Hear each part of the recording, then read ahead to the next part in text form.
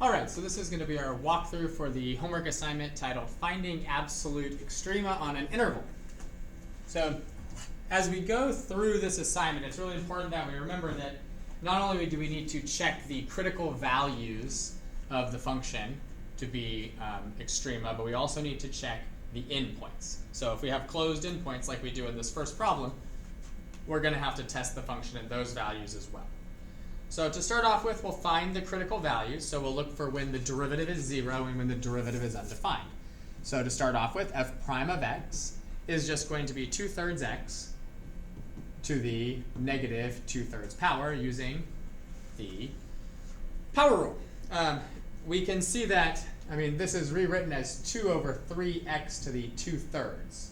Well, we know that f prime of x is never going to equal 0 because the numerator of that fraction would have to be 0, and it's not, it's 2. And there's no variables up there that can make it 0. So we also check when f prime of x is undefined, right? Because we have critical values when a function's derivative is 0 and when it is undefined.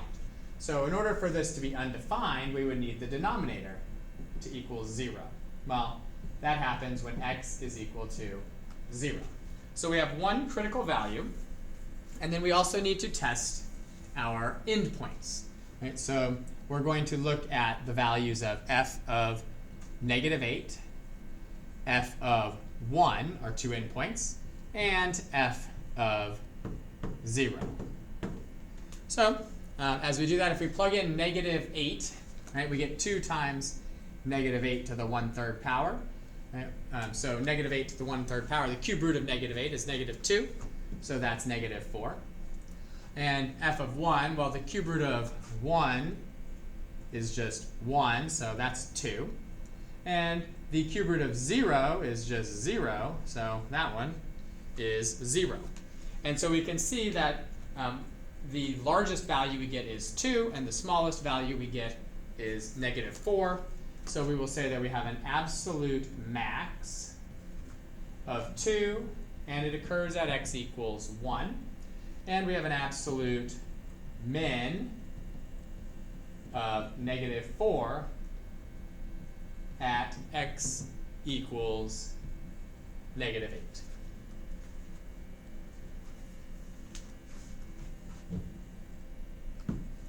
For our second one here, we've got h of x is x root x minus x. Once again, we've got a closed interval that we're looking at, the closed interval from 0 to 4.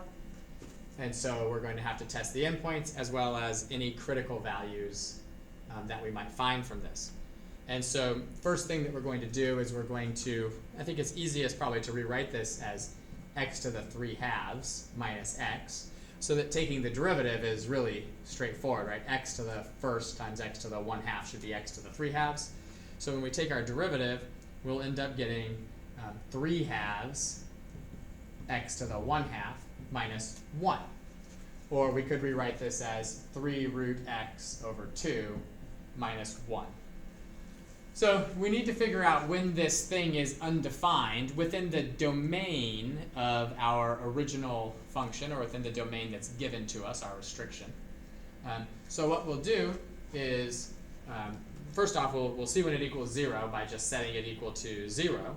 Right? So if we set it equal to 0, we have 3 root x over 2 minus 1 equals 0. Well, solving that, we end up with 3 root x over 2 equals 1.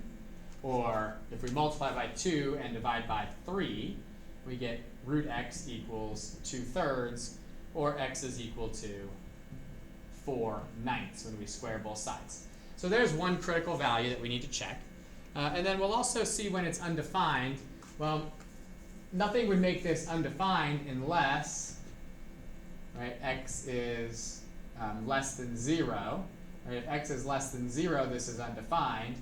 But we don't have to worry about that because our interval doesn't include any values less than 0, which makes sense because the same thing is true for the original function. It's undefined when x is less than 0. So we only have 3 values to check. We're going to look at h of 0 and h of 4, which are our 2 endpoints. And we'll also look at h of 4/9 and see which is the biggest. and which one is the smallest. So if we plug in 0 to this, I think it's pretty obvious to see that that just comes out to be 0. Right? We have 0 times 0 minus 0. That's 0. If we plug in 4, we're going to end up getting 4 times the square root of 4 minus 4. Well, that'd be 4 times 2, which is 8, minus 4. So we'll get 4. And then when we plug in 4/9, we've got 4/9 times the square root of 4/9, which we just had the square root of 4/9 a minute ago. It's 2/3. And then we'll subtract 4/9 from that. And so x root x minus x.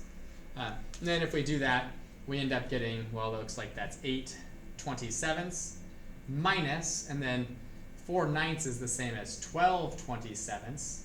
So we get negative 4/27. And so we can see that our largest value is 4. So we have an absolute max of 4, and that occurred at x equals 4. And we have an absolute min. The smallest value we have is that negative 4/27, and that occurs at x equals 4/9. So this time it was at our critical value that we had our minimum and one of the endpoints that we had our maximum. So just remember as you're doing all of these that no matter what, you can always end up with your max or your min either at the endpoints or at critical values. All right, so for our next one here, same exact process. In fact, these are pretty much all going to be the exact same process. So first thing we'll do is take the derivative. Now we have two options on taking the derivative here. One is to use the quotient rule, but I think an easier option here is to rewrite this by dividing term by term. X divided by root x, right? If I do x divided by root x, that's just root x, right? Because that's x to the first over x to the 1/2. So we can subtract the exponents, it gives you x to the 1/2. And then 1 over root x is just x to the negative 1/2. So this function is the same as root x minus x to the negative 1/2. And we'll find the derivative of it now, which will be 1 over 2 root x, and then plus 1/2 x to the negative 3/2. In order to simplify this down a little bit, we're going to want to rewrite it as 1 over 2 root x plus 1 over 2 x to the 3/2. And in order to get a common denominator, they both have the 2 already, but the first fraction has x to the 1/2, right, the root x, and the second fraction has x to the 3/2. So I'm going to have to multiply both the top and the bottom of this one by x, right, because x times root x should be x to the 3/2. And now when I put those together, we have x plus 1 in the numerator over 2x to the 3/2. And so now we can see when this is equal to 0 and when it's undefined. So as we do that, we're gonna see first off that g prime of x equals 0 if x plus 1 equals 0, which means x is equal to negative 1. Well, we're not even going to bother looking at negative 1 because, first of all, it's not in the domain of our function, and it's certainly not in the restriction that was given to us. So we're going to ignore that one. Don't care about it. Then we'll look for when is g prime undefined. Well, g prime of x is undefined if the denominator is equal to 0.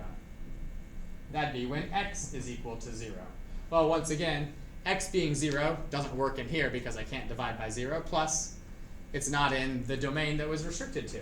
So we don't really have any critical values that matter to us here. We just have to check our two endpoints. So we'll check our first endpoint of 1, g of 1. G of 1 should be 1 minus 1 over root 1, which is 0. And g of 9 ought to be 9 minus 1 over root 9, which is 8 over 3. So we can see that the largest possible value, our absolute max, is going to be 8/3 at x equals 9, and our absolute min is going to be 0 at x equals 1.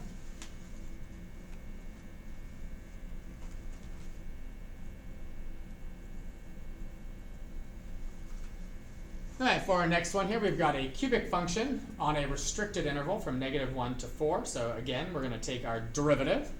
So starting off with our derivative, we have f prime of x equals 3x squared minus 6x. Really easy to note that f prime is never undefined, so no critical values from when the derivative is undefined, right? Polynomials are defined for all real numbers. And then we just need to set it equal to 0. So if I do that, we have 3x squared minus 6x equals 0, which we can factor out the 3x from that, right? Giving us 3x times x minus 2 is equal to 0. And as I solve that, I get x equals 0 and x equals 2. And so we'll note that both x equals 0 and x equals 2 are within the given domain restriction that we have. So we've now got 4 different values that we're going to need to test. We'll look at f of -1, f of 4, our 2 endpoints, and we'll look at f of 0 and f of 2. And we'll just find all of those. So to start off with, if we're looking for f of -1, looks like that's -1 cubed, which is -1. And then minus 3 times -1 squared. Well, -1 squared is 1, so that'll be minus 3. And plus 4. That gives us 0. Then we'll look at f of 4. 4 cubed is 64. And then minus 3 times 4 squared. Well, 4 squared is 16. 16 times 3 is 48, so minus 48. And then plus 4 comes out to be 20. When we look for f of 0, we just plug in 0 to that. I think that's pretty obvious. It just comes out to be 4. And when we're looking for f of 2, we've got 2 cubed, which is 8, minus 3 times 2 squared. 2 squared is 4. So minus 3 times 4 is minus 12. Plus 4 gives us 0. And so this time we'll note that our function equals its smallest value, which is 0, at 2 different locations, which is fine. And it equals its largest value, 20, at just 1. So we're going to say we have an absolute max of 20 at x equals 4. And we're going to say that we have an absolute min of 0 at x equals -1 and at x equals 2. So 2 different locations for where that absolute minimum occurs, and that's totally fine. There's nothing wrong with that.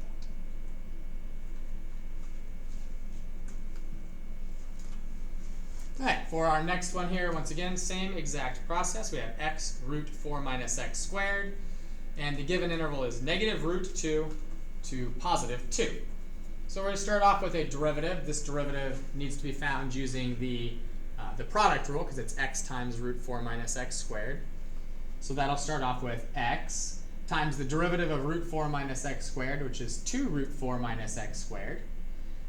1 over 2 root 4 minus x squared, times the derivative of the 4 minus x squared, which is -2x. We'll add to that the derivative of the x, which is just 1, times root 4 minus x squared. So I should really write that's f prime of x. Now, in order to simplify this down, we certainly want to get a common denominator, right? Which means that we're going to need to multiply this first one, the second one, by a root 4 minus x squared times a root 4 minus x squared. I don't need to worry about the 2 because I think I can see here that these 2's are just going to cancel out there. So what we're left with here then is going to be a negative x squared in the numerator plus, well, root 4 minus x squared times root 4 minus x squared is 4 minus x squared. And in the denominator, we've got root 4 minus x squared. So if I simplify this out, it looks like we end up with 4 minus 2x squared over root 4 minus x squared. And we want to figure out when this is undefined and when this is equal to 0. Well, what would make this undefined is if the denominator was equal to 0, right? And so, or if the denominator couldn't evaluate the denominator, right? It's square root of a negative, but anything that makes 4 minus x squared inside of that square root negative would also be outside of the complete domain of the function, because I would have the same issue up there in the original function. So I don't really need to worry about those values. I just need to see if there's anything that makes it equal to 0, which is on the interval given. So when does 4 minus x squared equal 0, right? We'd say f prime undefined if 4 minus x squared equals 0. And if we do that, then what we're looking at here is we end up with x equals plus or minus 2. And so we end up with a critical value there of 2, right, which is in our domain here, but we were going to check it anyway because of it being an endpoint. And then we also end up with negative 2, but negative 2 is not within the restricted interval, so we don't really need to worry about that. Then we're going to see when does f prime equals 0, so we'll do that over here. F prime of x is equal to 0 when the numerator, 4 minus 2x squared, is equal to 0, or when x squared is equal to 2, or when x is equal to plus or minus root 2. Well, the negative root 2 is already part of our restricted interval, right? And the positive root 2 is within that interval, so we've got 3 values to test. We need to test negative root 2, positive root 2, and positive 2. So I'm going to give us a new page here for this. We need to find f of negative root 2, f of positive root 2, and f of 2. And our original function, once again, just to remind ourselves, was f of x is equal to x root 4 minus x squared. If I plug in negative root 2 to that, we end up with negative root 2 times the square root of 4 minus negative root 2 squared. Well, 4 minus negative root 2 squared is just 2. So that ends up being negative root 2 times root 2, or negative 2. If I plug in positive root 2, we're going to get root 2 times the same thing, 4 minus 2 inside of there. That's just going to be a positive 2. And if we plug in 2, we're going to get 2 times the square root of 4 minus 4, which is 0. And so we can see that our largest value there is going to be 2, and our smallest value there is going to be negative 2.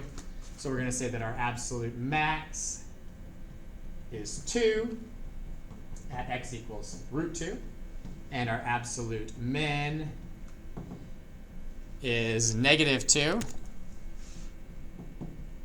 at x equals negative root 2.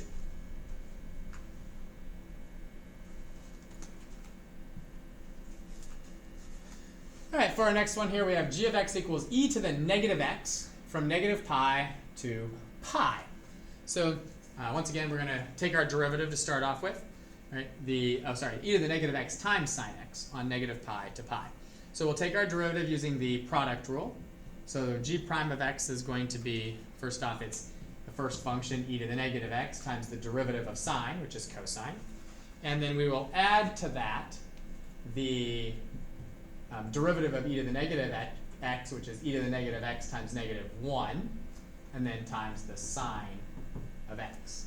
And we should see here then that we can factor an e to the negative x out of this, leaving us with e to the negative x times cosine x minus sine x. There's nothing in there that makes this undefined, right? G prime is never undefined. But we do need to see when it is equal to 0. Well, g prime of x equals 0 only if cosine of x minus sine of x is equal to 0. Because e to the negative x never equals 0, right? E to any power is never going to equal 0. So really we just care about when cosine is equal to sine. Right? So we could rewrite this as sine of x is equal to cosine of x. And knowing our values on the unit circle, and knowing, we'll even write this out, we know that all of the trig functions are positive in the first quadrant, so sine and cosine should have the same value at the pi over 4 value there, so we'll say x equals pi over 4. And then they're also in the third quadrant, they both have the same sign. They're both negative there, right? First quadrant, all trig functions are positive. Second quadrant, sine and its reciprocal cosecant are. Third quadrant, tangent and cotangent are positive. And fourth quadrant, cosine and secant are positive. So in the second, right here in the second and in the fourth quadrants, sine and cosine have opposite signs. But in the first and the third quadrants, they have the same signs. So x is equal to pi over 4. And then the pi over 4 increment that's in the third quadrant is 5 pi over 4. That's outside the interval. But it could also be negative 3 pi over 4, which is within our interval if we were to go backwards, right? If we were to go clockwise there. So we've got those two values, pi over 4 and negative 3 pi over 4. And then we also are going to need to check our endpoints. So we'll do all of that on a separate page here. So the four values we're going to look for here are g of negative pi, g of pi, g of, I think we had negative 3 pi over 4, and g of pi over 4. So we need to find all of these, given our function, which was g of x is equal to e to the negative x sine of x. Well, the first two are easy because the sine of pi and the sine of negative pi are both 0, right? So I just end up with 0 for both of those. For g of negative 3 pi over 4, right, we're going to end up with e to the 3 pi over 4 times the sine of negative 3 pi over 4. Well, the sine of negative 3 pi over 4 is negative root 2 over 2. Which we can see that value is a negative number, right? Because e to a power is going to be positive. If I multiply it by a negative, I get a negative. So I know that's lower than g of negative pi and g of pi. And for g of pi over 4, we get e to the negative pi over 4 times the sine of pi over 4, which is root 2 over 2. And we know this value is positive, right? Because e to any power is positive, and if I multiply it by a positive, well, I get a positive. So we can see that our absolute max is going to be e to the negative pi over 4 times root 2 over 2 at x equals pi over 4. And our absolute min is going to be e to the 3 pi over 4 times negative root 2 over 2 at x equals negative 3 pi over 4.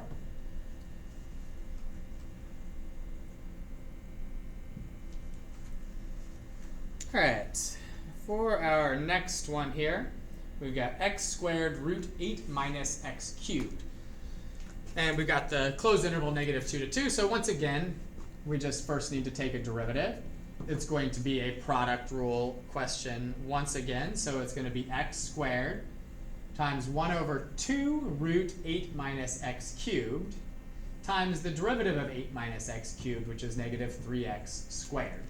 And then we'll add to that 2x times the square root of 8 minus x cubed. Again, we're going to want to get a common denominator here, which means that this time the 2 doesn't cancel out nicely, so I'm going to have to multiply this by 2 root 8 minus x cubed, and the same here by 2 root 8 minus x cubed.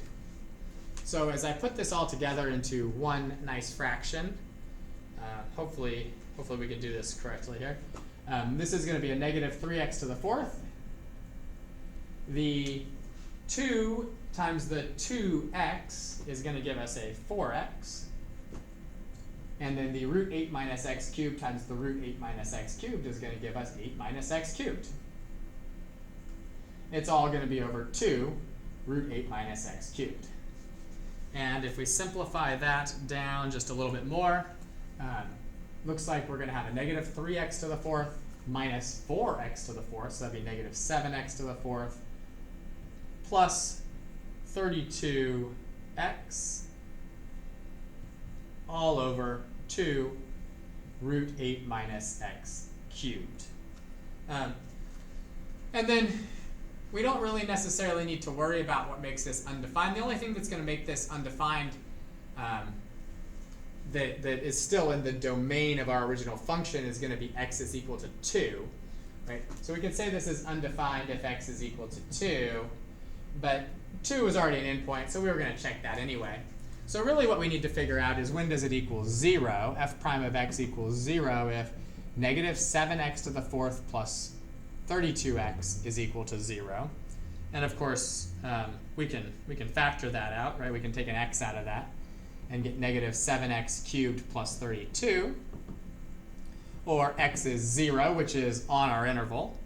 Or we can get x is equal to, well, we'll subtract 32 and divide by negative 7 gives you 32/7, and that'll be the cube root of 32 over 7.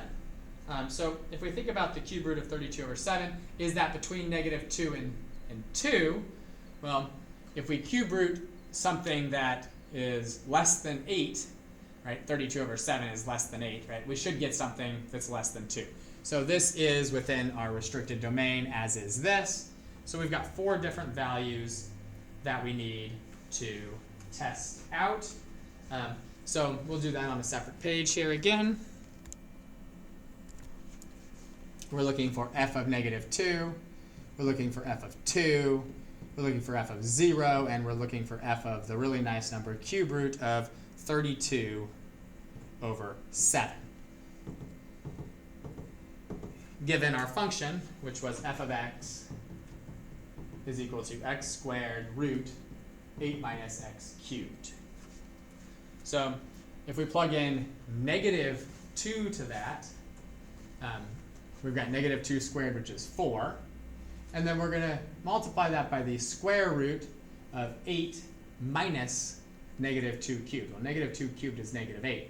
So that's 8 plus 8. Well, the square root of 16 is 4. 4 times 4 is 16. If I plug in 2 to that, 8 minus 2 cubed, right? 8 minus 8 is 0. So the thing inside the square root is all 0, so the whole thing is 0.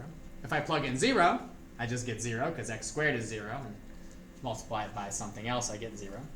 And lastly, if I plug in the cube root of 32/7, which is somewhat of an annoying value here to try to evaluate, we end up with 32/7 cube rooted and then squared, so to the 2/3 power, right? And then we're going to also multiply that by the square root of 8 minus 32/7, because the cube root of 32/7 cubed would be 32/7. And so that comes out to be, once again, 32/7 to the 2/3 power. And then 8 minus 32/7, well, 8 is the same thing as 56/7, so that would be the square root of 24 over 7. And I'm not going to go through all the arithmetic to deal with that. We know it's a positive number, right, because they're both positives. And it is a number that is less than 16.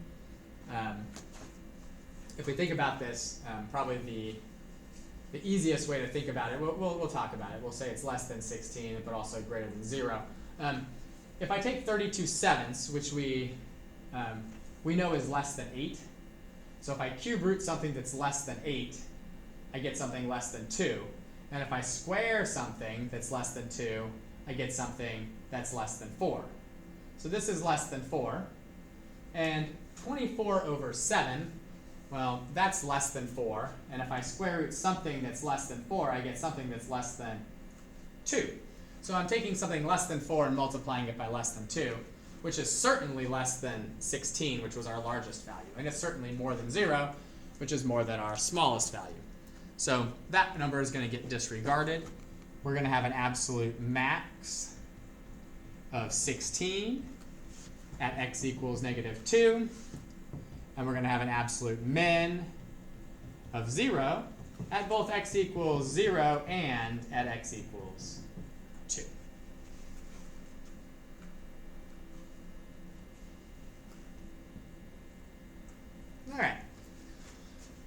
now we're looking at h of x is sine x plus cosine x on the interval from 0 to pi. We'll first take our derivative. H prime of x is going to be cosine x minus sine x.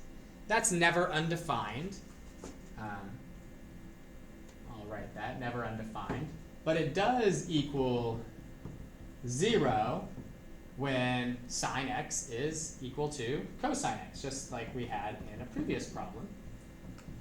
Okay. And for this one, we're talking only from 0 to pi. So on our interval, that's only at x equals pi over 4. So really, we've just got 3 values to test here. We're going to find h of 0. We're going to find h of pi, right, our 2 endpoints. And we're going to find h of pi over 4.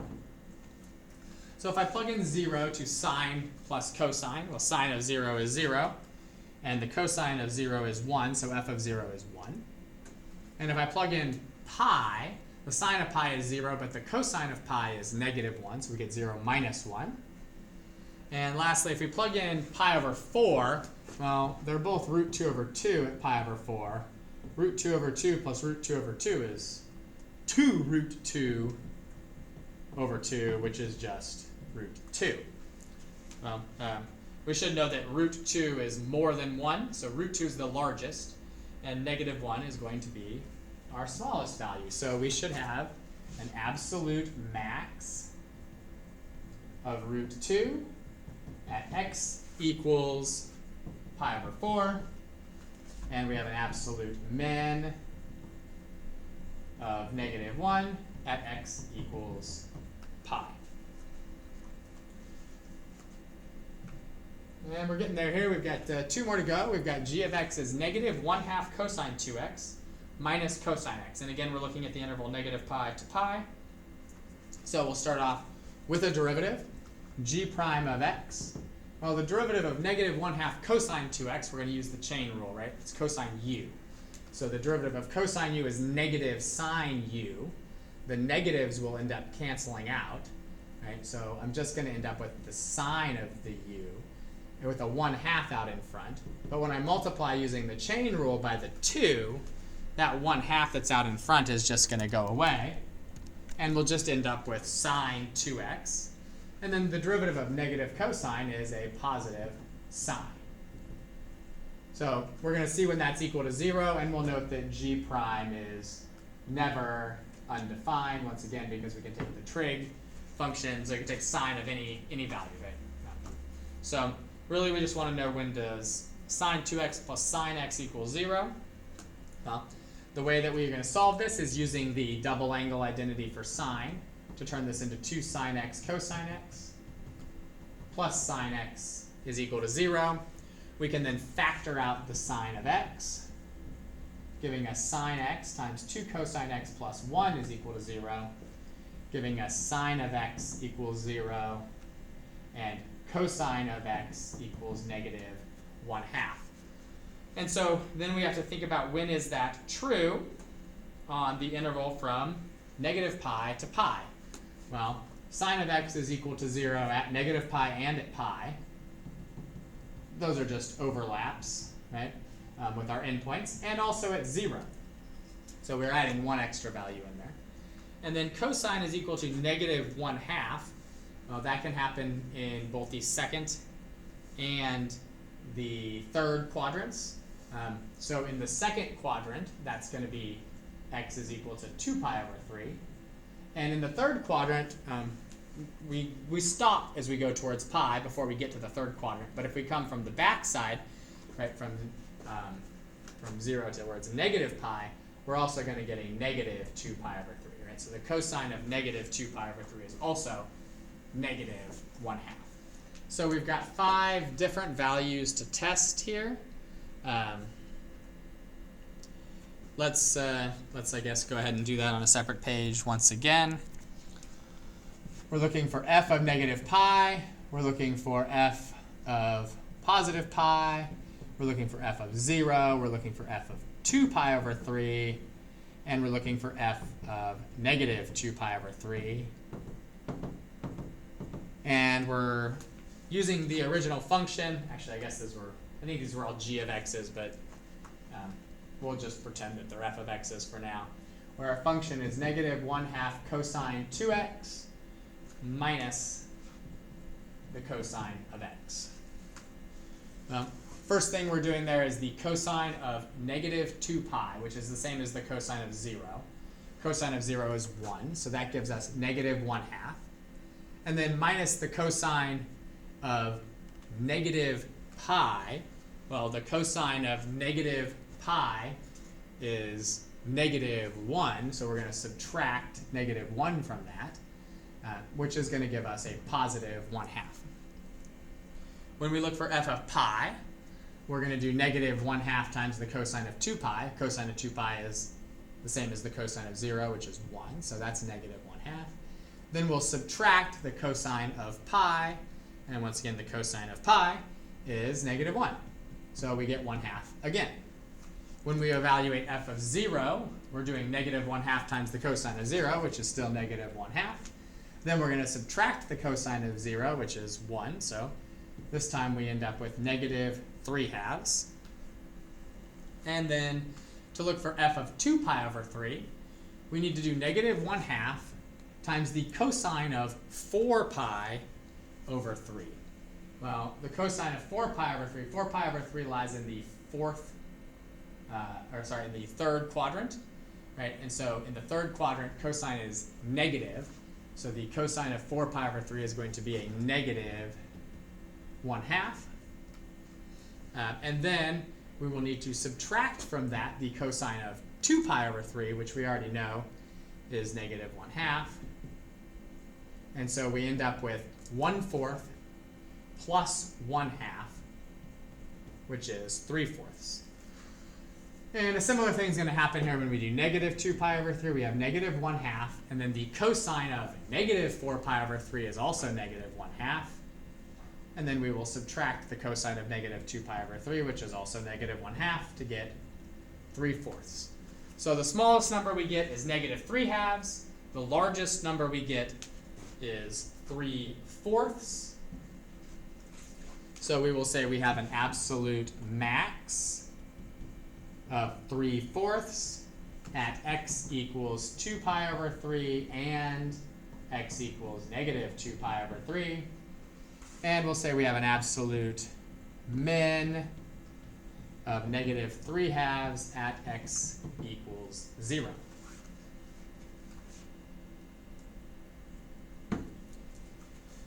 And that's almost it. We're on to our last problem here. We're going to find all absolute extrema on the interval 0 to 6 of this x times 5 minus x to the 2/3. So we'll take a derivative using the product rule. It'll be x times the derivative of 5 minus x to the 2/3. Well, that should be 2/3 of 5 minus x to the negative 1/3 times the derivative of 5 minus x, which is negative 1. And then we'll add to that 5 minus x to the power of 2/3. If you prefer to drop the 5 minus x into the denominator there, we could do that. Let's do that. I think that makes this look a little bit nicer. We have a negative 2x over 3 times 5 minus x to the 1/3. And then we're going to have a plus the 5 minus x to the 2/3. Now, in order to get a common denominator and combine these together into two fractions, we're going to have to multiply the bottom of this by 3 and the top by 3, and the bottom by 5 minus x to the 1/3, and the top by 5 minus x to the 1/3. When we do that, 5 minus x to the 2/3 times 5 minus x to the 1/3 over here, these two terms, should just turn into 5 minus x to the first power, or just 5 minus x. So we end up with negative 2x plus 3 times 5 minus x over 3 times 5 minus x to the 1/3 power, which when we simplify down, we should end up getting a positive 15, and then a negative 2x and a negative 3x should be minus, not 15, minus 5x, all over 3 times 5 minus x to the 1/3 power.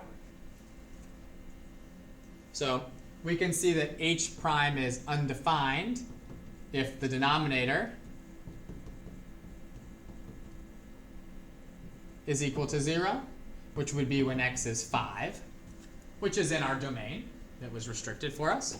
And h prime equals 0 if the numerator, 15 minus 5x, equals 0, which should be when x is equal to 3, which is also in our restricted domain. So for this last one, we've got 4 different values to try. We've got 3 and 5, the critical values, and our endpoints of 0 and 6.